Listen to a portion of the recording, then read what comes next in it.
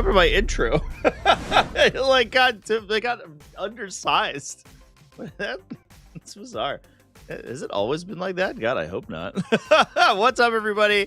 Welcome back to the stream. It's Tuesday. We are getting tactical today, and it is an alliterative day this Tuesday because we're going to be talking about tournaments, team tournaments.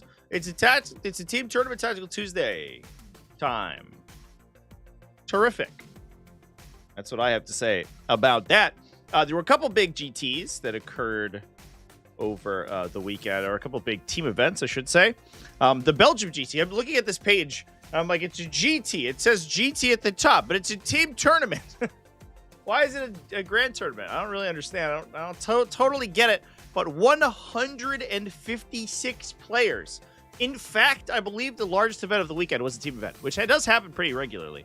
And so we're going to be talking about that. We're going to talk about not only that one, but there is also there's another team event, a fairly large one, the Coliseum Murciano.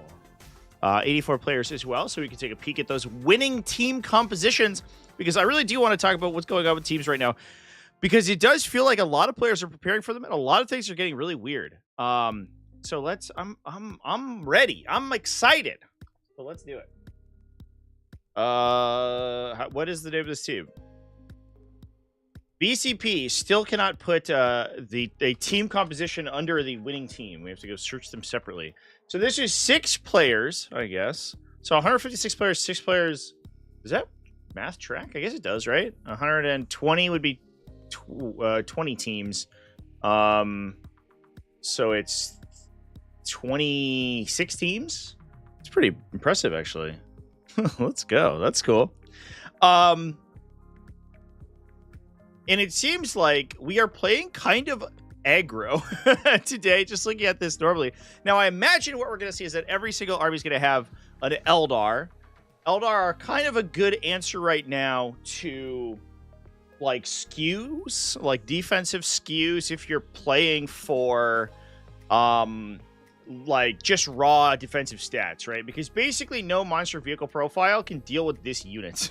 These guys right here with Flagon are going to kill essentially anything. And so we sort of need to bring them in there. We got to kill a knight. We got to kill a bunch of land raiders. We got to kill whatever. We're gonna end up taking the Eldar in here. Not to mention the fact that they could beat, a lot of other stuff if they just outperform it, they outplay it. So I think I would hazard a guess, and I guess we could actually take a peek here. It's a Strategas, excuse me, that won this one. Also running an Eldar out of a 6-man as well. Interesting, it's 2 6-man events. I guess there's a weird thing that happens with 5s where the fewer players you have, the more individual, or the more like the matchup process doesn't matter. There's also a weird thing that happens with 5s when you have an odd number of players, where the final pairing like basically sets the entire roster. So you both teams, to elucidate how this works, both teams put down a defender team, and then they attack it with 2 attacker teams. The defender chooses which attacker team they play. So you do that once, and you do that twice. That's first 2 pairings. Then the result of the next pairing automatically locks in every other list. And so there's usually a trade-off between teams where one team gets to choose table layout as well. And when you play 5-player team events, the table layout essentially locks in. So the team gets to choose that first. It's like first, second, and then third basically locks the final 2. So it gives them a lot of control over the pairing process. 6s doesn't do that quite as much because you have a more even number. So I think I sort of understand why they would be doing 6s. It's not as manpower intensive as 8s, which is the standard for WTC, but it is still very much closer to the 8 team composition than it would be for a 5. So that, if I had to hazard a guess, that would be why we're playing teams of 6. Even though it does seem really weird. 5 and 8 feels very natural. 6 feels like kind of strange in the middle, but that just might be because that's what we're used to. All All right, I lost my place. Where are we at? Talking about Eldar. So Eldar's kind of classic. I do think, despite the fact that they're probably not the highest performing faction right now, at least in terms of wins, because their matchups tend to be kind of one-sided one way or another. They do feel to me like they're probably one of the best factions in the game. But just because of their ability to play into those crazy matchups instantly, and then they still have good matchups into most of the other things. Yeah, good afternoon, everybody. Thanks for coming and hanging out with me. But what's all this other weird stuff? So we have Emperor's Children, aggro melee, World Eaters, aggro melee, Adeptus Mechanicus. I'm curious about this because it could also be aggressive melee. It's a Halo Screen battle clay, double battle line units. Belisarius calls the only character. So does that mean we're in on Sicarians? Oh my god, chat. Ah! Everything is a Sicarian. It is a carpet of Sicarians. 25 Raw Stalkers, 15 Infiltrators, 10 Tyraxi Sterilizers. We have shooting from the backline, Iron Sword, Belisari, Iron Sword, Belisari, Onager, Onager. But for the most part, what we're doing is we're playing very aggressively. Now, I think aggressive game plans are probably... I'm interested because I wonder if the differential scoring system makes these really aggro game plans. I talked about this yesterday a little bit, that I think players are understanding the way the format works better than they ever have. And one thing you have to do is be prepared to simply full send if you go first. Oh, shit. Hello. Mic stand got loose, chats. Sorry about that. Come on, buddy. Go back together. What do I do here? Did I like unscrew the set screw? What the fuck?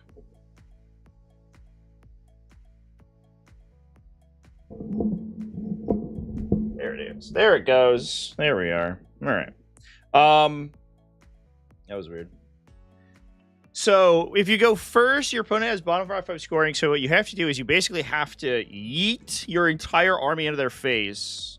If not turn one, like turn one's a little bit tough, but you can stage and then hyper hardcore push round 2. And if you do that, you can deny them enough scoring to mollify the nullify the bottom round 5 scoring bonus you get for going second. And in addition to that, if an army like this goes second, it's very consistent because all you have to do is keep 1 or 2 of those units safe, and then they can just take all the objectives in the late game.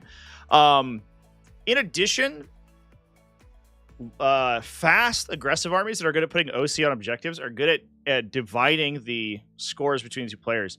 So you get better differentials as well. So I wonder if the format is slowly warping to incentivize these... I'm curious what their differentials look like. I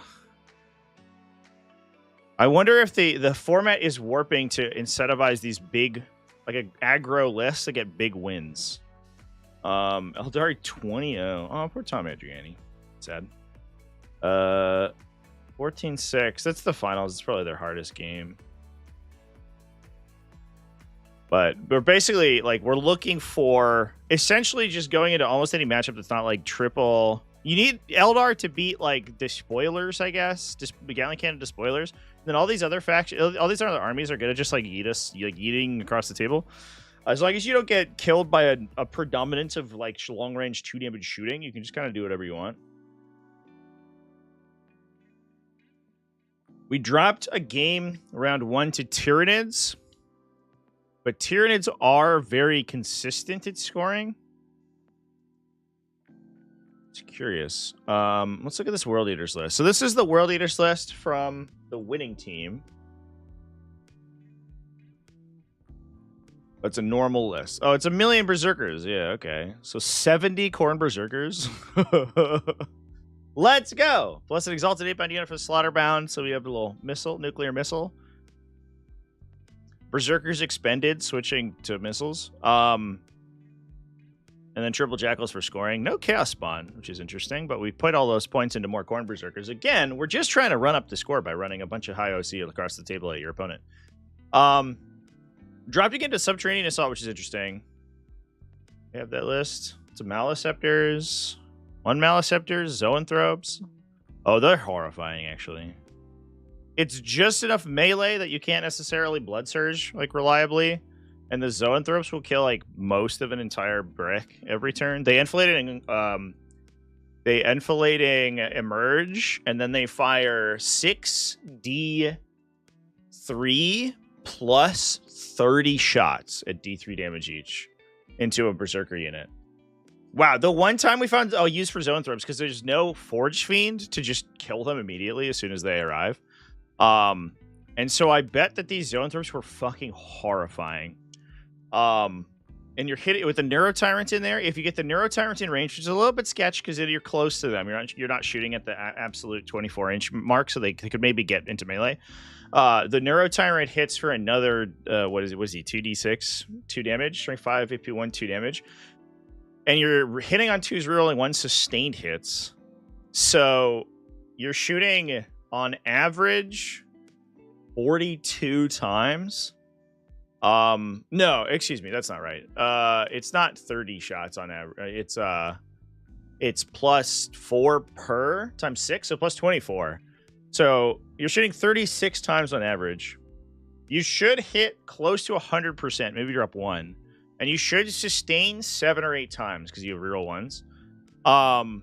So you should get somewhere in the realm of like 43 hits, and then you wound on 3s, put them on a 5+. So there's a very strong chance that you kill the entire unit. I think it's not unlikely that you kill basically a whole 20-man Berserker squad with this Zoanthrope unit. I wonder if we just were like assuming that we could equalize that matchup, but that does actually seem like the one time that Zoanthropes are actually goated. Because you don't have a gun to shoot them back. They have no toughness, they have no save characteristic. They just die immediately as soon as you attack them back. But if we don't have any of that stuff, we just get blown out. That's crazy. That's actually fascinating.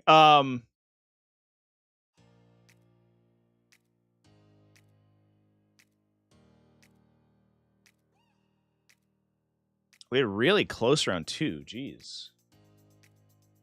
And a really close round 3. So I guess it doesn't seem like we're actually just trying to get like these big scoring games. It seems like, in my opinion, what we're trying to do and succeeding at, in fairness, is constructing a situation where you're so good at pushing the score up early if you need to, and you're good at holding units for bottom round 5, so you can equalize bad matchups and you can blow out good matchups, assuming you go first or second, right?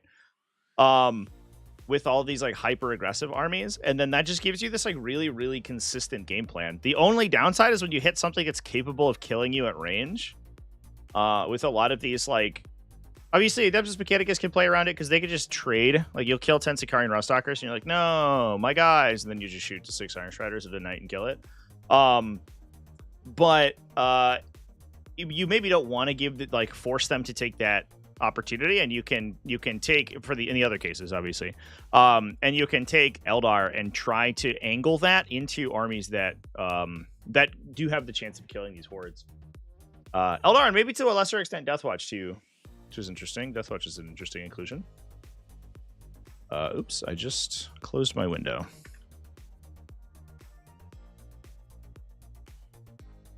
Use your Termagon to make a giant Termagant. For sure. What do Spore Mines do? Never seen any lists with them.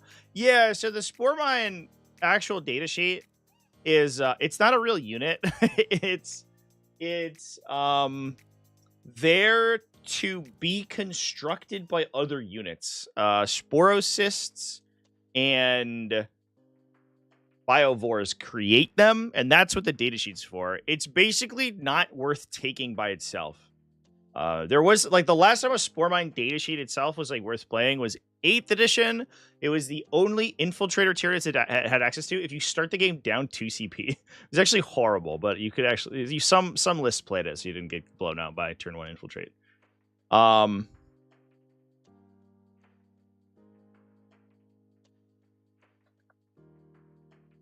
All right. I want to talk about this Deathwatch list. Or let's talk about Emperor's Children real quick. It's probably normal. Coterie of the Conceited. Lucius the Eternal. Celestial Demon Prince ×2. Eternal Servitude. No. Fortune.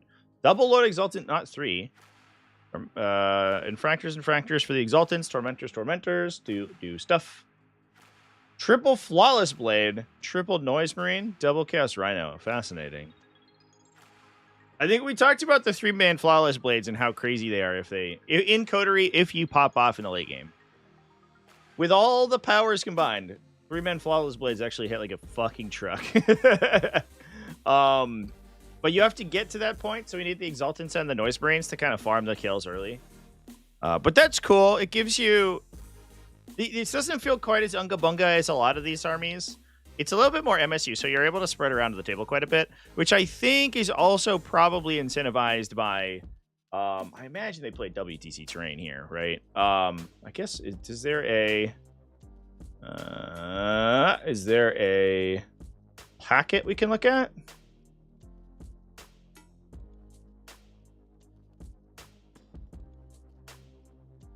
Yes.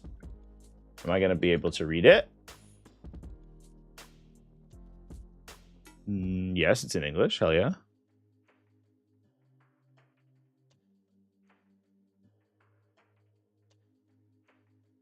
Terrains and layouts using WTC terrain. Okay. Well, that's not amazing. I bet that's typoed.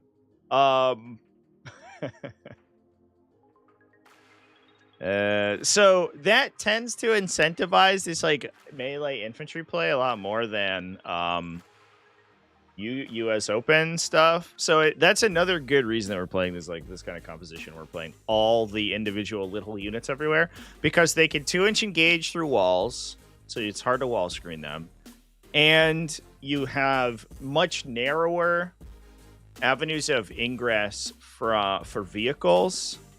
So it's actually curious because I think it does restrict a lot of the really heavy like defensive skew vehicles that you would normally see from being viable. But on the flip side, it also just makes his infantry really good. So you're able to maneuver around those areas much better. It also means that you're probably less likely to see the counters to these kinds of armies that are just able to like pick them off at range and stay back. If you play the terrain selection game well, I think that you're probably in a pretty good spot there. That said, we did still see Astra Militarum, so I'm interested to see what that was.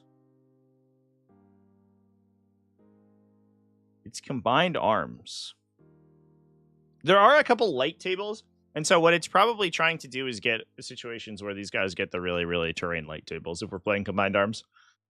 You could probably play like Recon Element in a really tight table and play extremely well on WTC formats, because I imagine your capacity to just swarm the table without people being able to deal with you is crazy. That said, your natural answers are probably much more viable in WTC. It's much more difficult to engage with like 200 guardsmen if you are if they can shoot you on the way in. But if you just hit the 70 Berserker army and they just get to like full army charge you all at once, I think you just die probably. So it does make sense that we might not be interested in playing that quite as much. We've got a Grand Strategist, Rogue Lord, Tank Commander, Shock Troopers, Jungle Fighters, Kriegers, Kazarkin, Engineers, Lehman Russ, Battle Tanks, an Exterminator for +1 AP, double standard Lehman Russ Battle Tanks for hit rerolls. It's good with the lethal hits, obviously, because you can reroll into lethals. Double Torox for the Kazarkin Squad Scout Sentinels. Okay, so this actually is basically an aggro army. What is the meta? Run infantry at your opponent. So we have 40 scout spec ops plus 20 scout infantry. So we are scouting 60 models at our opponent on top of the first turn, just running at them. And then we can try to jail them and put hundreds of objective control characteristic on an objective with these big guardsman blocks. So dies to like the counter melee, right? If you can't alpha strike it and kill it with plasma guns and stuff, then the stuff like a melee unit that can come in and just kill 20 guardsmen is gonna be really problematic for you. Especially if you don't necessarily have the capacity to hit back. Interestingly, the army doesn't have any Hellhounds, I don't think. It's only Leman Rust battle tanks. The Exterminator can key up the Leman Rust to be AP2, but it doesn't give them ignore cover. So these guys are a little inconsistent on the crackback, but it's probably not that bad. And then the nice thing about the Grand Strategist guy is that you're able to order all three of them in one go with the Rogaldorn Tank Commander. It does require that you stay near him, though, which is a little bit problematic. But I guess you could also do the strat in Combined Arms where you can order vehicles with infantry keywords. 1 to 2 big open maps for shooting armies, 2 to 3 balanced maps, 2 to 3 more melee maps. Map selection is important. Yeah, and it being WTC means the balanced maps were also melee maps. So, I know what's up. This army probably tried to play the more open map almost 100% of the time. Feels like the Adeptus Mechanicus build where we're taking a couple Iron Striders and everything else was Sicarians. Feels like, and Honors of Dune-Crawlers, I guess, could play kind of a variety because they had multiple game plans, and then everything else, I think, had to play very defensive. Deathwatch over here as well. They could play out in the open, I guess. Nice thing about Deathwatch is that because they're a redeployment army, they're kind of terrain agnostic in a lot of cases. As long as you have good terrain to deploy in your deployment zone, you just back deploy all your kill teams and you don't even give your opponent anything to shoot. And then you just put them wherever you need to next turn with site-to-site teleports. It's very similar for Grey Knights. It's very similar for Chaos Demons. Those are all armies that like basically don't care what terrain you put them on. As long as they can maneuver their big units around and like place them on the table, it actually largely doesn't matter. Nobody Ectoclades guy, Beacon Angelus guy, Watchmaster. Is this just a Mark Hurdle special?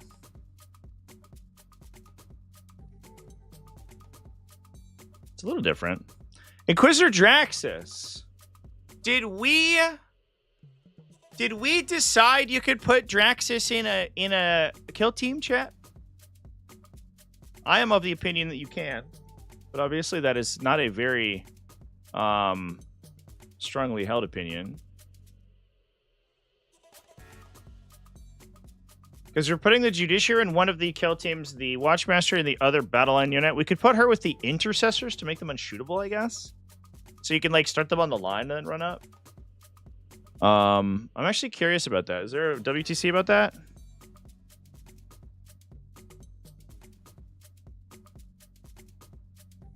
Sure you can. Don't say why you wouldn't. Well, because it's weird. She theoretically gets the ability to, via the transitive property of being able to attach to heavy intercessors.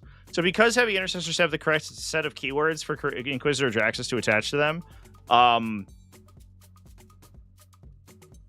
in theory, she can also attach to Indomitor kill teams, since Indomitor kill teams can attach anything that can attach to heavy intercessors. It doesn't say that they can attach any character that has heavy intercessors in their attachment list. It says any character that can attach to heavy intercessors, which means, in my opinion, I think she can join the Indomitor kill teams. But that is a contentious issue. Another issue that has, to my knowledge, never been clarified, only declarified by removing FAQs. She's the one with the dragon familiar. Yeah, her model's really cool. I'm curious if WCC has a ruling on that. Should we look it up, chat? I won't look it up if nobody cares, but I'm interested. I actually have no idea. Yeah, Inquisitor Draxus is amazing. So her big deal, she makes you 18-inch slowed operative, and then she also gets 10 2-damage ranged attacks. And I believe she would benefit if she's in the Indomitor team. She would benefit from the +2 strength effect that they get. She also gives the unit +1 to hit against Xenos armies, which is sometimes useful because then they hit on 2s theoretically. And I don't believe the Indomitor kill team ability is restricted to Indomitor models. A model in this unit, yeah. So she can go to strength 6 and 8 on her guns, I believe, if she targets the closest eligible. Yeah, strength 6 and strength 8. I think she also gets special issue ammunition, so she gets like extra range to ignore cover and stuff. It's a really good combo if you're allowed to do it, but it's another thing where like only half of the events in the world let you. It's very contentious. She can? Oh, WTC with the WTC, more like W ruling document. I think that's perfectly acceptable of a ruling. It's so interesting. I think UKTC very famously came out against it, but the reason that they came out against it was really, really smart. And I totally understood why after somebody explained it to me. However, they then altered the FAQ so that ruling was no longer relevant. And I don't know if UKTC ever changed the ruling on it. But it's a whole weird thing. It's a weird situation. It seems like to me like there's no way you could read it that she can't attach, but some people are good at reading words in different ways. That's cool. That's a really great inclusion, actually. I love Deathwatch so much. I kind of want to play them again. I'm on a little bit of a Grey Knight kick right now, and I'm about to go and play Emperor's Shield a whole ton now that it's been finally FAQ'd. But I kind of want to go back to Deathwatch. I found my list. I found the list that I like to play. And it's one where I pick up a bunch of units and I put them down and I blow things up. That's what I like in 10th edition. I found my place. It's uppy downy armies. I just like that my turn's really simple. My opponent's turn's really complicated.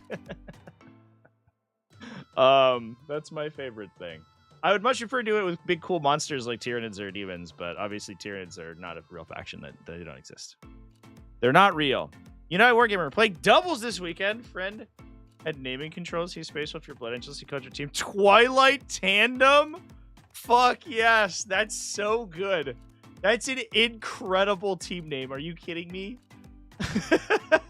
You're like, Team Edward or Jacob? Team Edward and Jacob. It's a supernatural sandwich. And who's the lady from Twilight? I don't remember. But she's in the middle. That's the goal. Bella Swan. Bella Swan's in the middle. You should have like Inquisitor Greyfax in your list and model her up like she's the fucking girl from Twilight.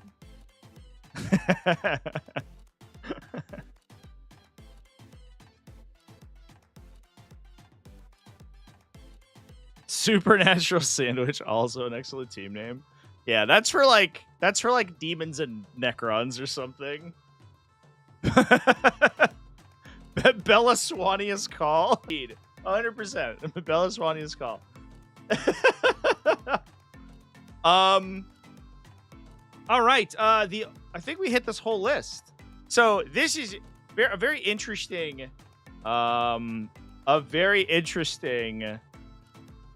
composition, I think.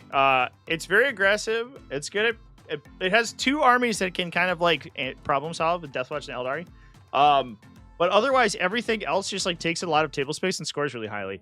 So most of its games, if you can't answer it, are going to have the potential to blow out, but are basically going to be an equal score regardless. So because you're able to sort of run up the scoreboard, your differential's always going to be relatively low, even if you lose, which allows the wins to have a greater impact, right? So that's cool. I really like that. Also, some really interesting compositions in there, right? World Leaders of 70 Corn Berserkers. Who would have thunked, Chance? Who would have thought? We talk about Colosseum Merciano. They'll let me.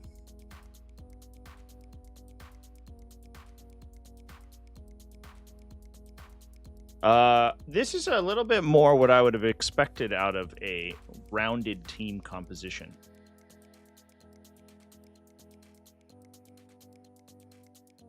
So the Tyranids aren't ruled Sam Pope doing as well as he did? Yeah, I mean,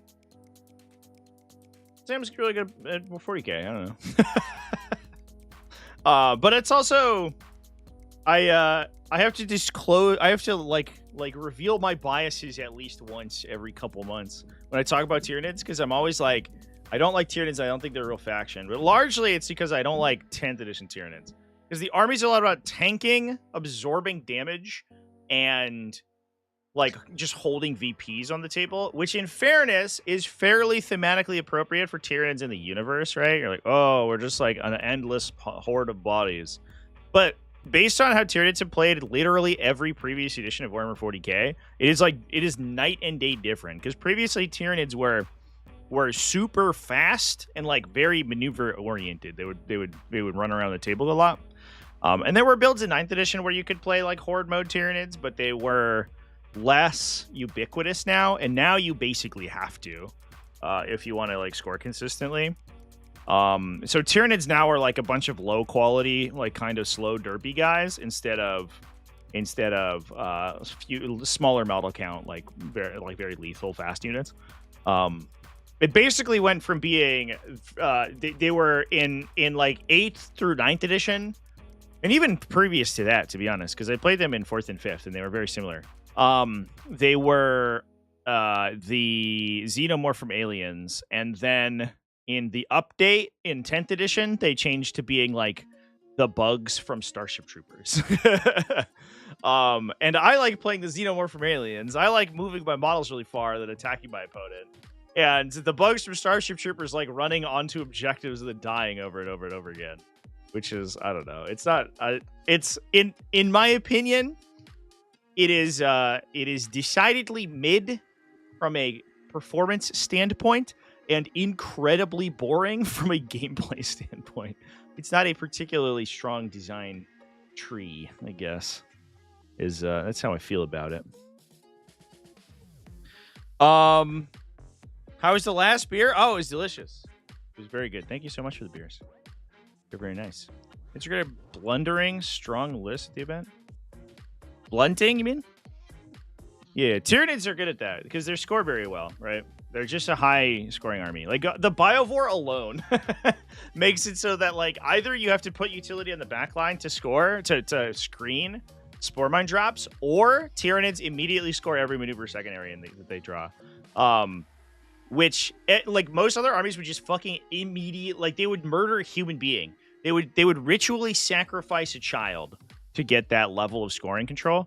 And Tyranids just get it for 50 points. It's crazy. It's it's low key one of the most broken units in 40k. But because it's in Tyranids, it's fine because nothing else in the faction's good. Yeah, it was crazier when they could fucking do actions. That was insane.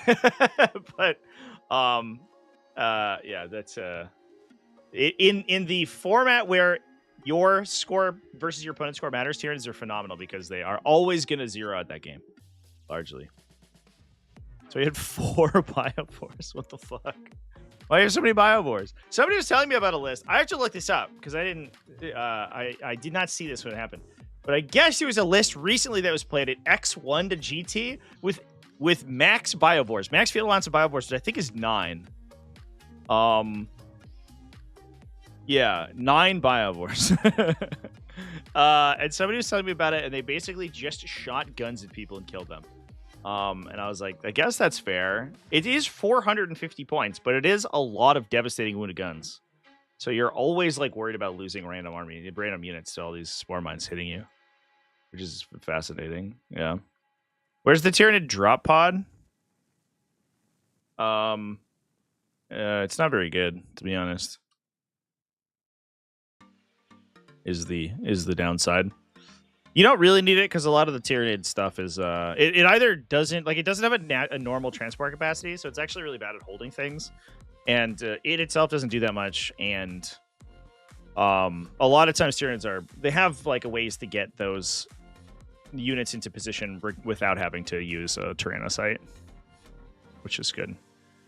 There's even an issue where I think you can like infinitely nesting doll Tyrannocytes, and they just never fixed it.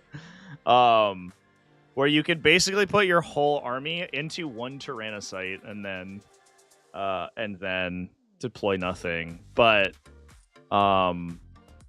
it's so bad it doesn't matter. They've just never addressed the interaction, which is super funny. If you could embark after he dropped, you might be considered. Yeah, for sure. 100%. If he was a regular transport, or if he had regular transport capacity. So, right, it's weird because the model, you can pull up the data sheet real quick. The model's really big. You look at a Tyrannocyte. Do I have one?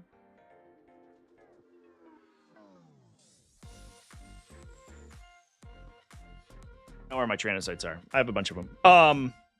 If you look at the model, it's huge, but it has this bizarre transport capacity. It's 20 models, but your 3-wound infantry take up the space of 3. So you only get 6 3-wound infantry. And you can't attach characters to them. And if you have a monster, it takes up the entirety of the transport capacity.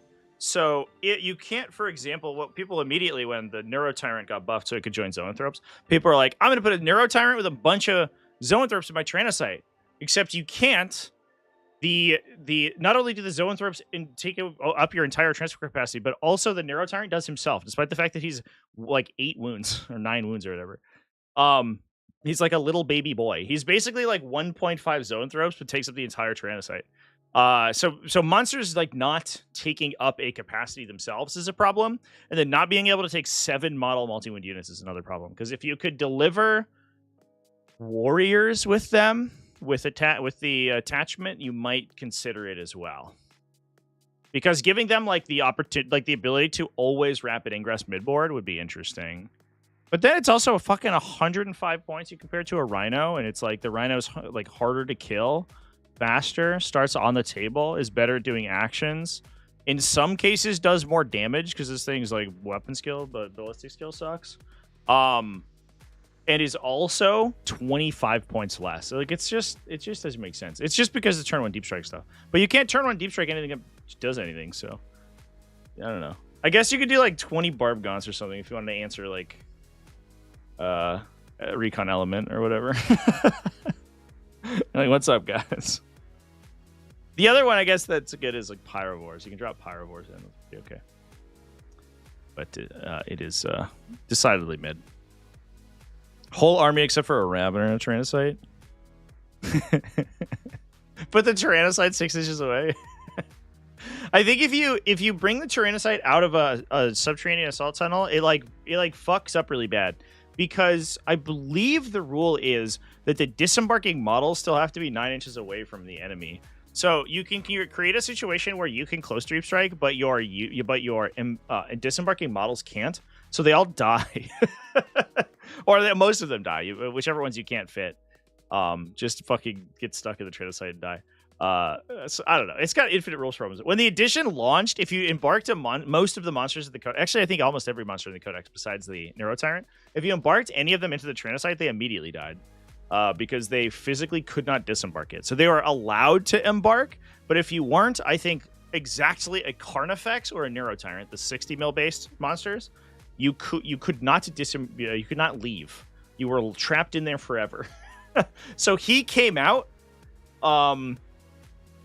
Every time he lands, everything must disembark. So you try to put the Tyrannofex or something wholly within 3 of him, and then his base is too big, so he gets stuck, and then he just fucking dies. They fixed that though, so that's not how that works anymore. But it was extremely stupid. It's just not a unit they thought very much about. It has less problems with it. Anyway, it does move on its own.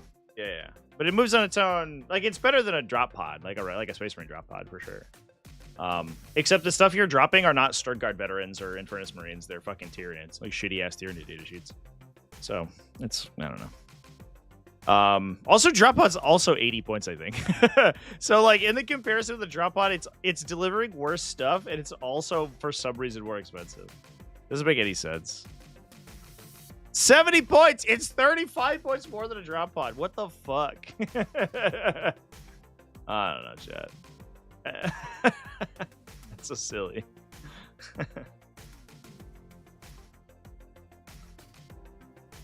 Makes a unit you can't effectively use, yeah. I mean, that's not unique to Tyranids, though. Every faction in 40k's got that at some point. Let's talk about the Colosseum Murcianum.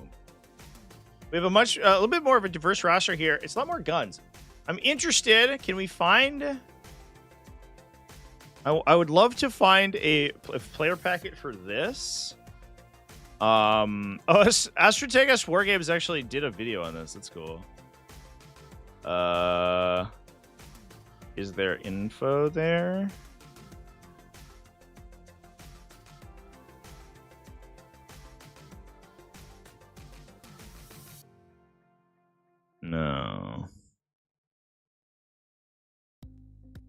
Oh,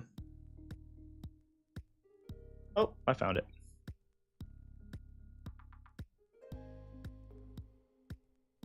I'm curious. The reason I want to find it is that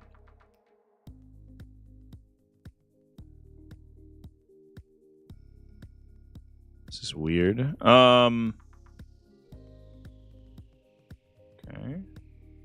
The reason I want to find it is that I want to see if what terrain layout they're playing, because if they're playing US Open, it's curious because the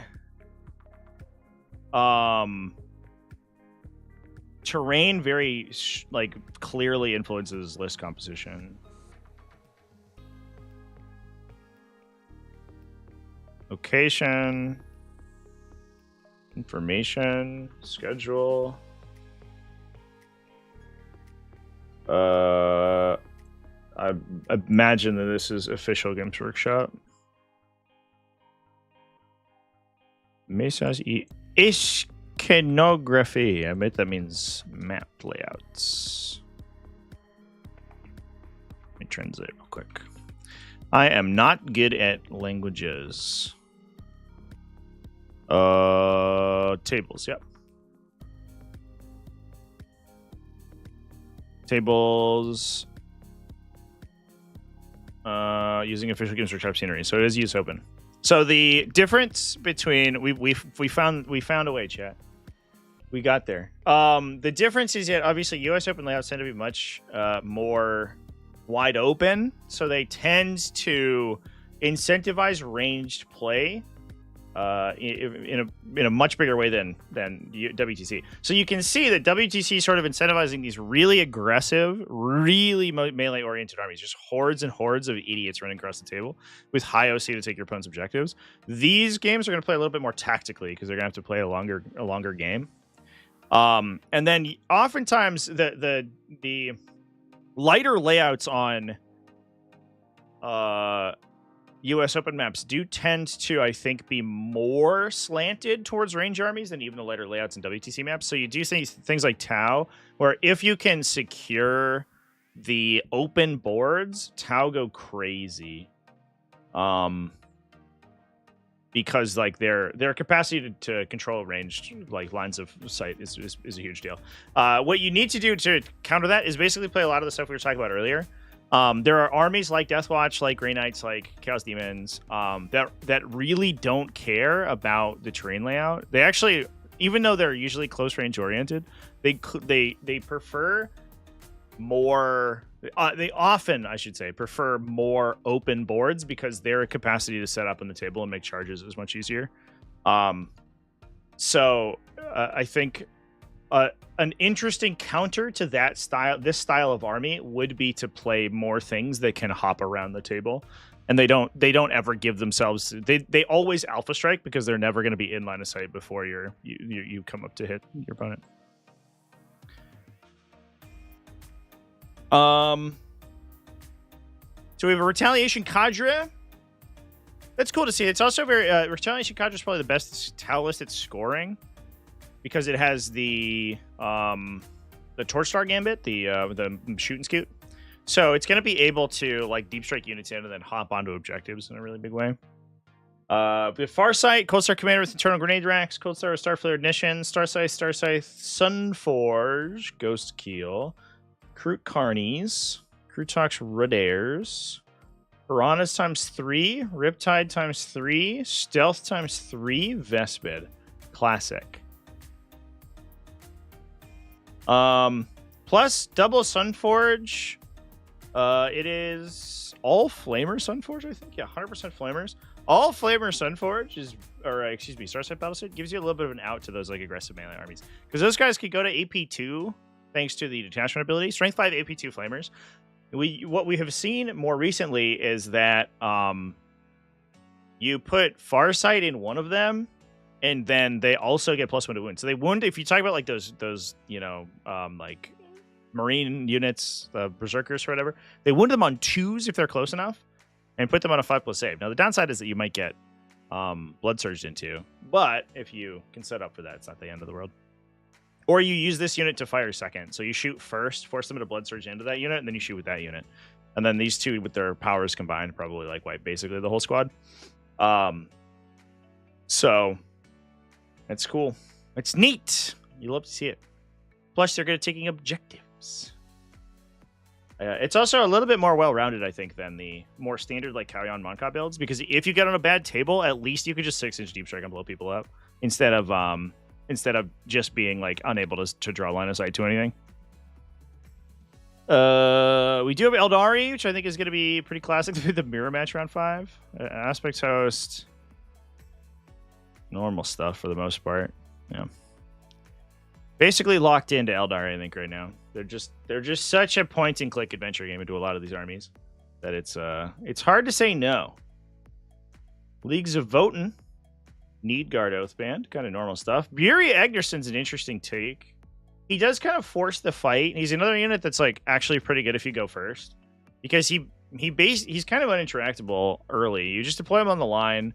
Your opponent can't really shoot him turn 1, and he just runs and threatens a 15-point secondary on top of 2 and forces your opponent to overextend to kill him. They can't just move up and shoot him because he'll respawn.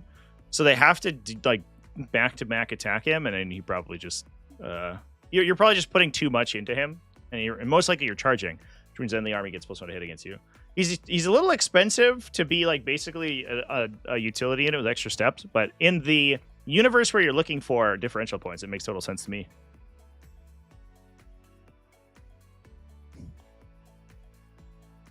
Bunch of Brother Thunderkin. Einherjar Hearthguard. They're back in a big way. It's interesting to see. We saw Drew Salzborn with 15 of them over the weekend, and now people are playing more of them. The nice thing about them is if we're running a teleporter, then they can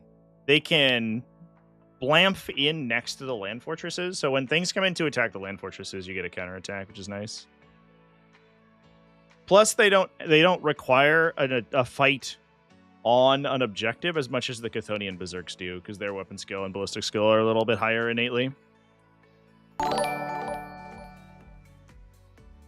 Bucket of Steel Cable donated $2.79 through Super Chat. Any ideas how Drukhari will shake up the meta? Bucket of Steel Cable, thank you for the Super Chat. Any ideas about how Drukhari will shake up the meta? On a level, I have no idea.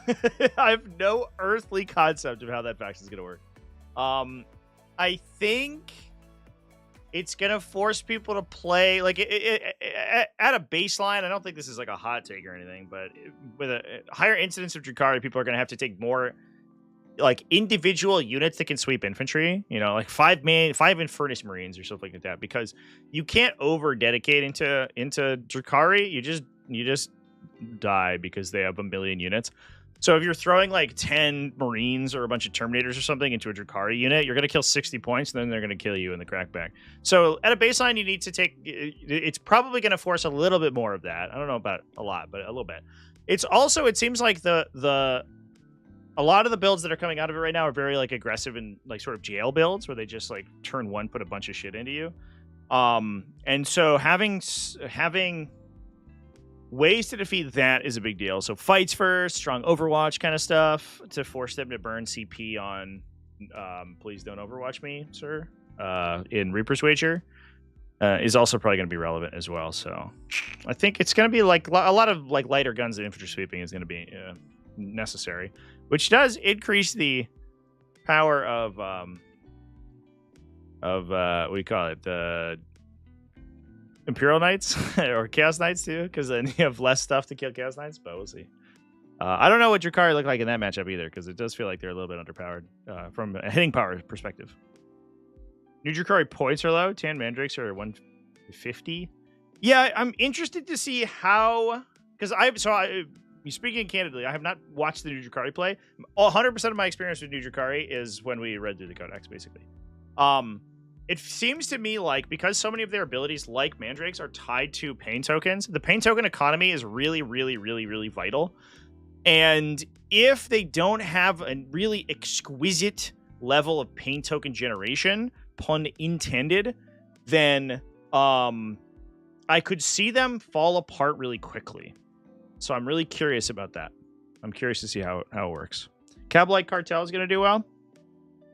Bevy of Lethal Sustain Critical 5s rules. Yeah, I think that's the other one that stood out to me.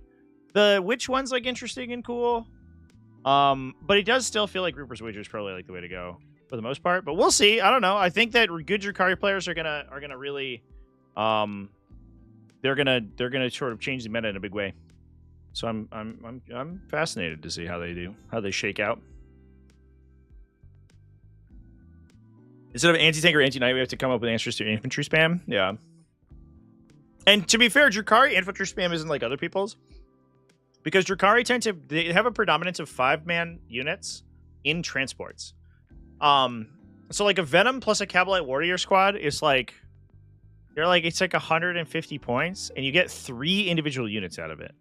So their ability to spread across the table is crazy, because you get 2 5-mans and a transport. And then a lot of that stuff can re-embark. I forget if the new Venom has the re-embarkation roll for transports, but so you have to be super cognizant of the transport rolls, because a good Drukhari player is always going to set their transports up in positions where you can kill the transport but not the unit, and they'll obsec the objective they're on anyway. And so it's going to require like everyone to remember how fucking stupid transports are, basically, and then tear their hair out trying to deal with them. I think it's going to be a big part of it, for sure. But it's not like you're just like, hey, I'm going to pack a bunch of Gladiator Reapers and then I'll be fine. Because that Gladiator Reaper is going to pop out. It's going to kill one thing, and then a Scourge unit's going to kill it. And you're going to be like, I traded down. This sucks. You need to be able to like 2 for 1 in a lot of those situations. I'm interested to see, because that matchup prior to the Codex was almost literally unplayable. I was playing Chaos Demons, and Drukhari, I don't like in a million years couldn't beat that army. Everything's anti-vehicle. You have all monsters. Everything's light. You have all heavy stuff. Your stuff has flamers, so it overwatches well, and it kills 2 units a turn relatively consistently. And then anything that survives gets Shadow of the Chaos and probably dies in the Battle Shock step. So it's like, okay. I played a bunch of games against Drukhari when I was prepping for Nova, and it was bad every time for them. It was like, it felt so bad. I'm curious to see if the new Codex will be better at in those kinds of matchups where your opponent's like very good at killing you. Because I hope it is, because it doesn't feel good having that like stat check army be just stack check somebody out. I want to be able to make decisions that matter.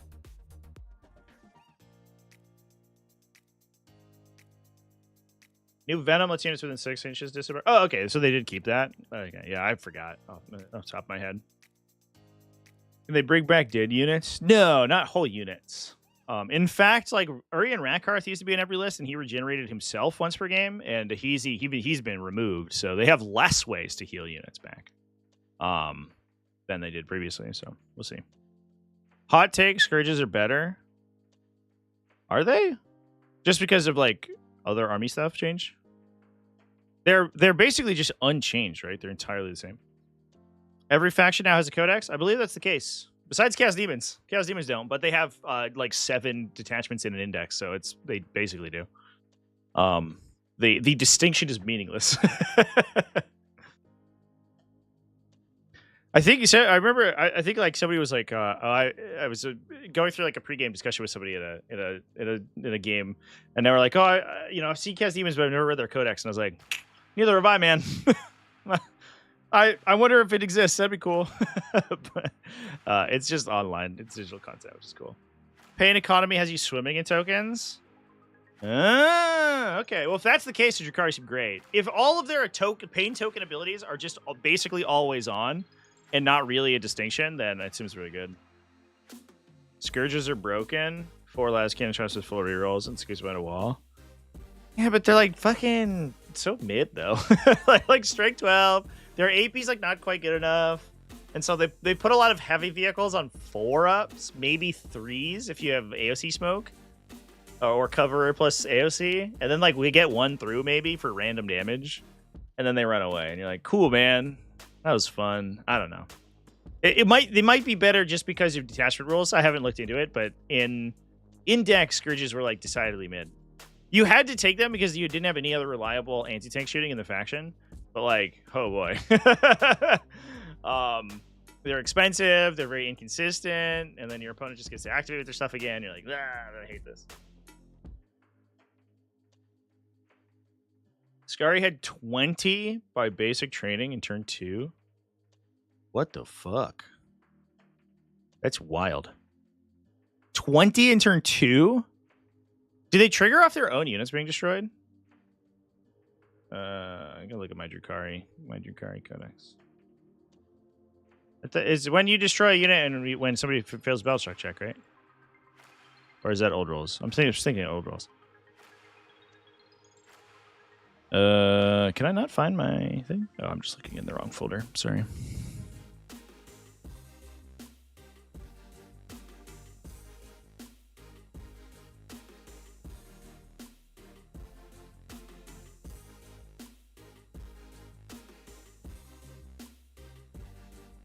I don't know what I'm doing here, chat.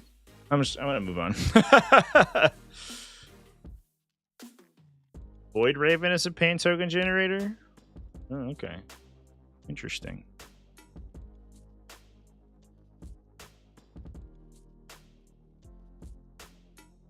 All right. Let's move on.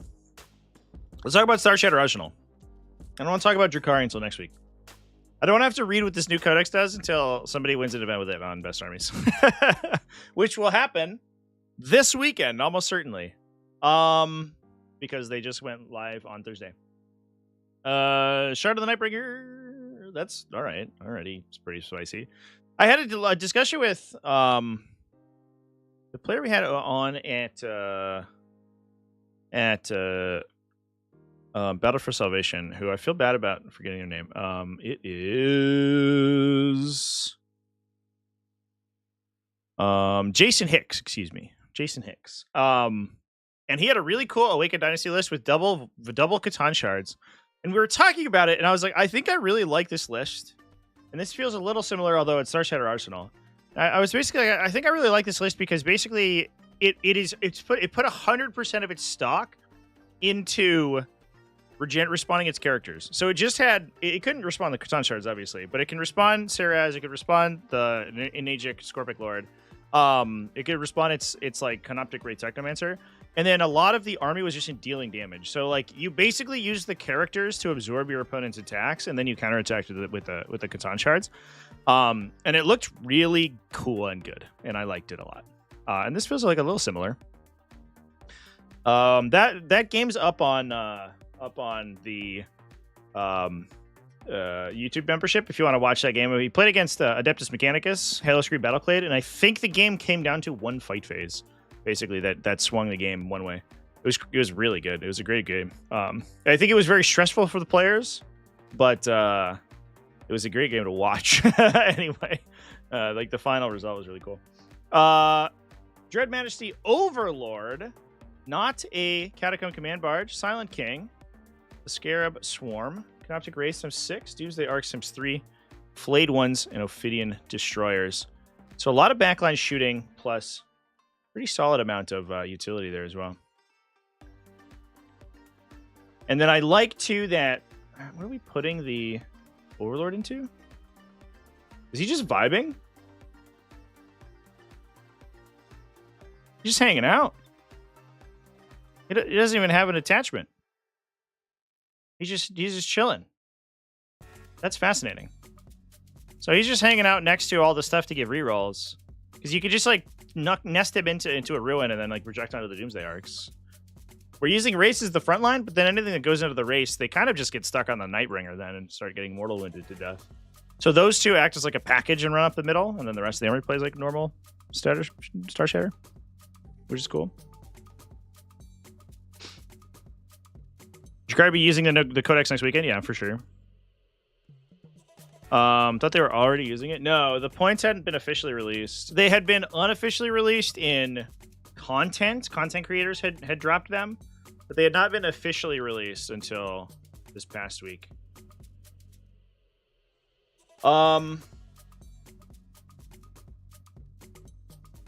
They did bring Imperial Knights here, which does make sense if we're on US Open terrain layouts. This one is... We're going to be watching Imperial Knights this evening, by the way. In event finals. This is Questoris Companions, which gives you a quest. Boom. Let's go to the bathroom chat. I'm gonna go to a quick break here. I apologize. I'll be back in a moment. I don't want to end the stream early because I want to keep talking about this one, but I do have to really go to the bathroom. So before we hop into this one, I was just like, maybe this will be quick, but this is a very complex detachment. So we'll talk about that in a moment. I'll be back in a sec here.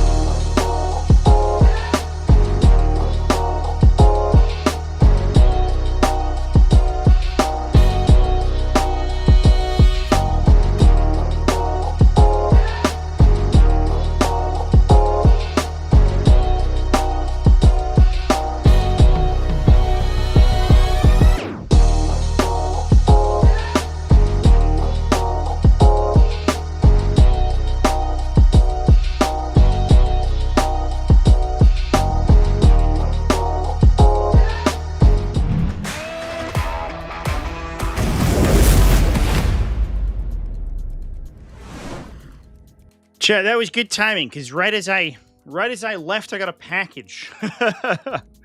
I got some replacement parts for my computer, so hopefully we'll have my old shitty machine at least functional for this weekend.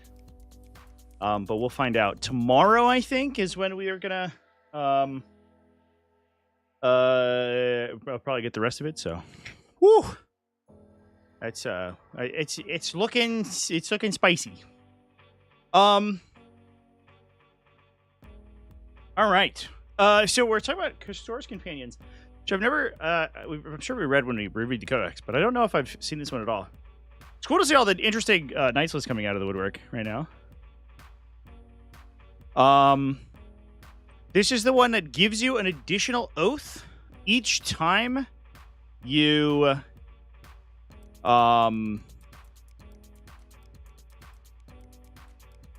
you complete your current oath. So you can have multiple abilities from Code Shield Valeric working, but you get smaller command point quantities when you work them, when you unlock them.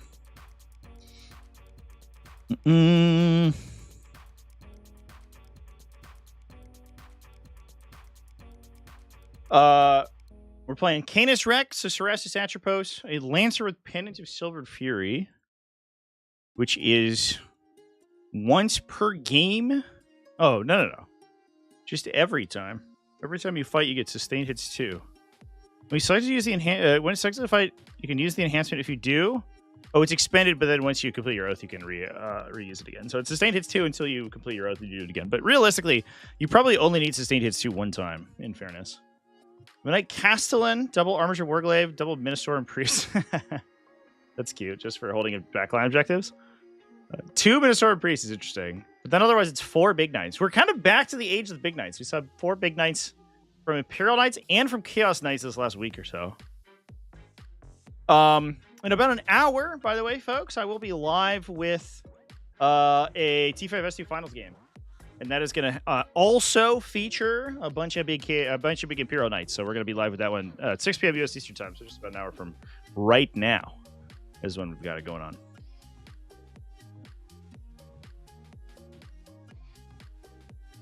Oh, Ryan super chatted. The devastation of balls is happening in the bathroom. No, emptying of the balls, more like. But yeah, I got my new motherboard just now, which was good too. So hopefully that will fix some of the issues. I at one point my computer case had been broken too, just by carrying it around everywhere. It got a little warped, so I have a new computer case coming as well. I'm basically gonna reshell this whole machine. Because this one's like the feet are broken off, and it's like a little askew, and so I have a new one, and it's green, it's green and black. I was looking for a cool one again. I was like, I kind of want like a neat one, because I think this is going to be a office machine, and I saw it as a green and black. I was like, I'm all in. Just when I thought they'd pull me out. Our last list from this event is the Black Templars. Gladius Task Force with a Gravis Armored Captain. Fascinating. An Artificer Armor. Honor Vehement in the Empress Champion. Double Castellan. Double Marshal. Helbrecht. And a Combi Lieutenant. I wonder if we're just ringing this guy because he's good. Not necessarily doing anything in particular with him. But you can use all the normal, like, Ultramarine Gladius Task Force stuff on him, right? Where he's doing reactive moves and armor contempting for free and stuff. You just don't get the double free strat on him because you don't have Guilliman also. So that's the only difference, I guess, but he's still probably playable. And if we're bringing Rep X's, which we are, look at that, he can also reactive move into the Executioners. So he's like extra annoying to deal with, which is really cool. I actually love characters like this, chat. I want more of them, but this one's good enough, I suppose. Do I think Death Guard has finally stabilized? The army lives and dies on a 6-inch charge now, 47% win rate currently. Yeah, I think they have. I would like to see some of their other data sheets maybe improved. Like I keep talking about, I think Death Shroud Terminators are actually bad. now that they're like an actual reasonable point cost, right? And the rest of the army isn't like playing 400 points up on you. I actually think that they're kind of not a very good unit. But the Lord of Contagion is so fucking torqued. It's like crazy torqued that they had to upcharge them. And I think I would prefer to see the Lord of Contagion and the point cost for the Death Terminators switched. Because then what you could do is you could play Death Terminators as like trading pieces where you just like 6-inch deep strike and bang a 120 point unit into like 5 jump pack intercessors and kill them and take the objective. And you're trading down, but you're doing it on your own terms. And I think that's really cool and interesting, but the problem is they're too expensive. So I'd like to see that changed. I think Lords of Contagion are fucking stupid. It's like just a dumb datasheet. It's the kind of datasheet that I love, but it's not the kind of datasheet that I love that only one model has. Because I like characters that are powerful and like take enhancements well and stuff, but it has 3 leadership abilities and one of the strongest like melee profiles on an infantry character in the game. It's like weird. Plus it regenerates. It's crazy. That guy should be like 160 points or 150 points or whatever. The unit should be like 120, 125. And I think that would help a lot because then you aren't like contractually obligated to pay 300 points for a Death Terminator brick. You can play the smaller units and you don't feel bad about it.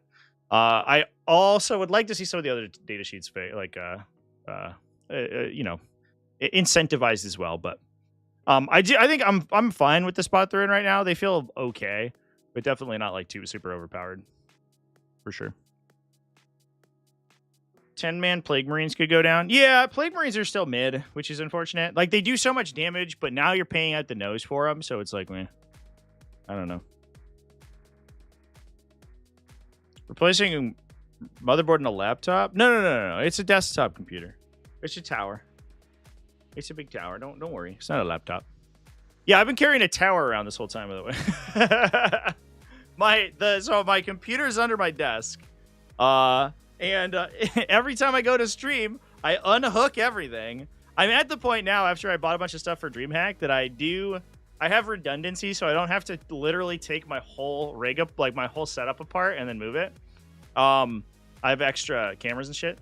And I might get more, honestly. I'm thinking I'd put a camera in the corner here, like a 4K one, but either one. We'll see. I do have like a cool production camera, a studio camera that I haven't set up yet, which is just sitting in a box right now. But what was I going to say? I was going to say something really cool and smart. I literally I have like a travel case for it, and I take my whole thing apart, I unplug everything, and I put it in my car. It's not a laptop. Laptop is the recording table. That's on my laptop. Which I use for like video editing sometimes, and otherwise just fucking around. But that's that I record games on. But yeah, all the streaming comes from my desktop computer. Hardly see Typhus. That's true, actually. Typhus really good. It's weird he doesn't see play. Finishing off this Black Templars list, we've got an Assault Intercessor squad to hang out with the Emperor's Champion, Repulsor Executioners ×3. Scout Squad, Sword Brethren ×3. So we have a bigger unit for Helbrecht, because then he gets his additional bonus on punching people at the start of the fight phase. 2 4-mans for the Castle and Marshal combo, and then Vanguard Veteran Squads for utility stuff. Kind of normal things. We get Pyre Pistols in the in the 5-man unit. That's cute, because when they go to 5, they get a bunch of extra weapon options. The funny thing about 5, and I see this actually came up in a stream game a couple weeks ago, or a week or so ago, which was like pretty wild. But because when you add 2 characters to the 5-man, it goes to 2x2 coherency, and it becomes really problematic to get your castle in to fight what you want him to fight, because you can't do like slingshots as well. So you think like it's 25 points to get a bunch of guns. That seems pretty good. Plus you get an extra melee attacker. Plus you're more resilient. Like that seems fine. But then the coherency problems like rear their ugly head, and it suddenly becomes a real problem. But in this case, obviously, we can do all of that because we have 6 mans on the 2 little squads, and then the big squad with Helbrecht heal is only 1 attached character, so he doesn't run into that problem, which is nice. That's nice to see, Chance. Took your PC out of town once. One time. Child's play. Try doing it dozens of times. Try doing it basically every other weekend. That's the whole team, chat. That's the winning team for Colosseum Murciano. So takeaways here. The interesting thing is, in my opinion, I think the terrain probably altered team composition more than the meta. Beyond Aeldari getting like windmill slammed in every time, it feels like you just take Aeldari. Like you have an Aeldari player, and that's how it is. In order to fight things like Knights and Land Raider spam and stuff like that. But then from there, it feels very much like the openness of the terrain incentivized in this event Astra to play a bunch more ranged attackers, right? Necrons with 1,000,000 guns, Black Templars, 3 Repulsor Executioners, Imperial Knights doing Imperial Knight stuff, Leagues of Votann with double Hekaton Land Fortress, Tau Empire, triple Riptide. Literally every other list was all shooting. Whereas if we go to Belgium GT, the Belgium GT top list was melee, not melee, but scouting 6-inch range infantry because they want to get melta range on their melta guns. Melee with a little smattering of shooting, and then an uppy downy army that can do whatever. So it's curious. I see a lot of discourse around WTC terrain saying it like, oh, it's much more diverse if it's WTC. Well, I guess so. But it does feel like it sort of 180s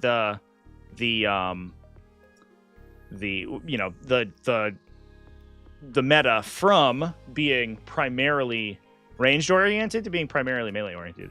Whether that's good or bad, I guess, is up to personal opinion, but it does feel like that's the case. But yeah, nice to see that we are in a position where the faction power is not the thing that determines whether or not a faction gets included into an army. It seems like it is other factors is what happens. Wolfsark went 3-3 at BFS. Hell yeah, dude! Congratulations. It was a fun time. I had a great time streaming it. The games at BFS were incredible, by the way. They were amazing. They were just all bangers. Even the finals game was like kind of one-sided, but only after round 5. And Steven Adams had the sickest fucking combat movement. He did an incredible combat phase. If you haven't watched the game, by the way, go watch it, because there was this fight phase that lasted like 25 minutes where Steven Adams was able to combat slingshot a warboss into a Hekaton Land Fortress and hit it for 14 damage. It was like the coolest shit. And we were like, what the fuck? That was sick.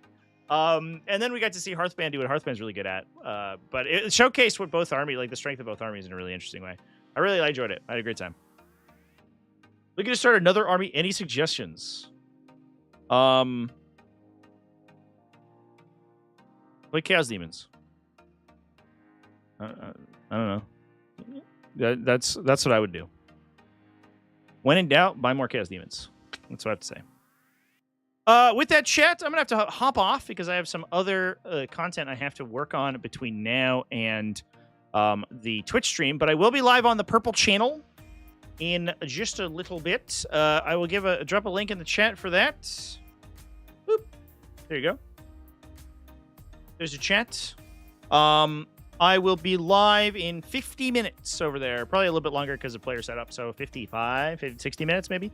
Over on the Purple channel. Please come hang out with me for that. That's going to be Tau versus Imperial Knights, which I think will be fun and cool. So yeah, that's what's up. Thanks everyone for hanging out with me today. I will see you later. And I'll also see you tomorrow for Warhammer Wednesday. Thanks everyone for watching. Keep it classy, folks.